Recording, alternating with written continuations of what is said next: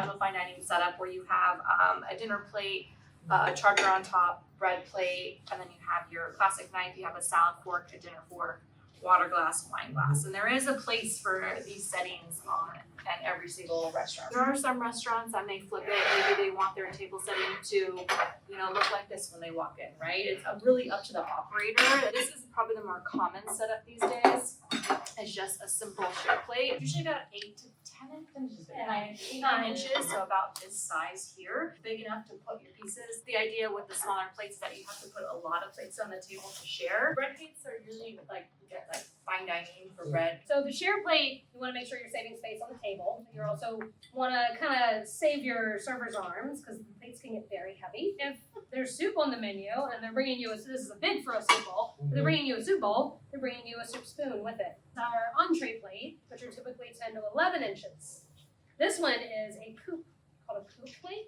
You can see the difference. See how this one has a rim? Yeah. Right? Yeah. This one doesn't have the same rim. It's a coupe. So typically they'll use these if they've got a little bit more sauce. And chefs will be very particular whether they want coupe or rim. Also, it's really important to know whatever restaurant you're looking in to know what they call their vessels, right? Like Ashley said, they can call this a tumbler, they can call it a water glass. They have every restaurant kind of has a different name.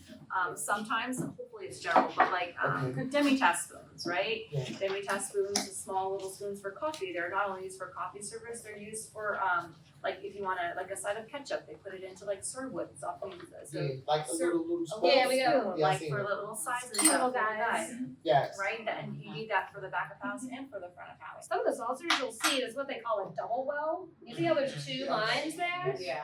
Cool thing is you can fit your big cup and it will also fit your tiny cup. There's also a difference between a plate like this and a plate like this, right? Same size, same idea, but there's a difference, right? It's the lip, right? And the lip is there so the cup doesn't slide around the plate when you're bringing it to the guests. Dessert spoon versus a regular spoon. That's a salad fork or appetizer fork or dinner fork or main fork. There's a lot of different names and no one to confuse you, but they're all generally the same, but recognizing that terminology is really important. You know exactly where to go quickly to get them, and it's not like, I don't know which glassware that is. It's really important to think about what the menu is, coordinate with the chef on what the menu needs. When you're in active service, you're trying not to interrupt the guest experience as much as possible, right? It's not about me, it's all about the guest. So whatever I can do to minimize my interruption, it would be really quick and efficient with all of my moves. And talking is one of them, absolutely.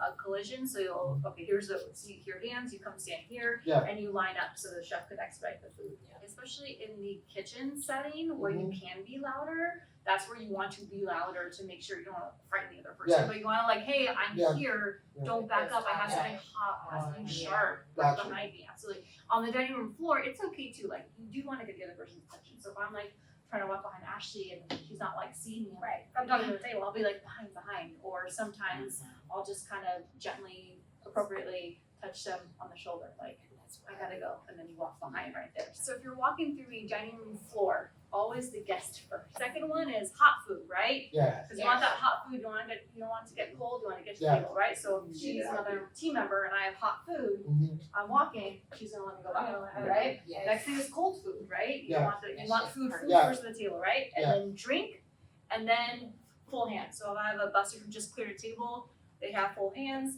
they're gonna go after. So in restaurants, there's kind of a who goes first when you're walking through the dining room, right? For glassware, you really want clean water, right? You just wash faster. You can do both, all in the same dish machine. Make sure that the glasses are washed and polished and put on the floor. Okay. Exactly. It's important to know to let the racks cool, right? You want to cool before they go on the dining room floor, right? Because God forbid you have a glass and you put it there and it's hot for you, and then my busser comes and pours you ice water and it explodes, right? So everything needs to cool down and get jeopardized. POS is definitely really important for 2 reasons, not only front of house, but back of house too, right? Because that point of sale, when you're bringing that order in, that ticket is going to the kitchen. Nowadays, restaurants, we had so many different systems for so long, everything's in pieces, and luckily nowadays they're trying to combine all these systems into one vessel. So you're looking for a server job or some type of hospitality job, I like to help. I like to make people feel good about their experience.